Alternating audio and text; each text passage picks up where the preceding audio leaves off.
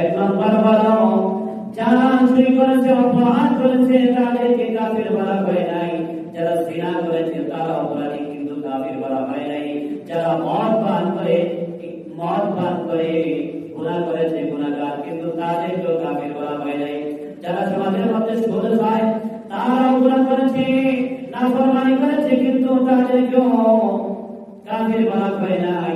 হাদিস শরীফের মধ্যে আছে, আল্লাহর নবী বিশ্ব নবী রাহমাতুল লিল আলামিন বলেন, মান তারাকা সালাতা মুতাআম্মিদান ফাকাদ কাফার, মান তারাকা সালাতা মুতাআম্মিদান ফাকাদ কাফার।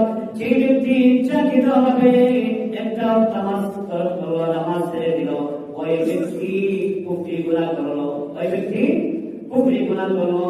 আর যে ব্যক্তি কুফরি গুনাহ করে ওই ব্যক্তি কাফির, ওই ব্যক্তি কি কাফির। মান তারাকা সালাতা মুতাআম্মিদান ফাকাদ কাফার, যে ব্যক্তি ইচ্ছাকৃতভাবে নামাজ পড়লো সে কুফরি করলো, যে কুফরি করলো সে তো কাফির।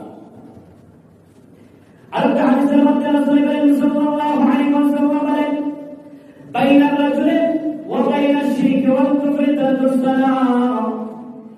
মুমিন এবং কাফিরের মধ্যে পার্থক্য হলো বেপরোয়া হলো নামাজ।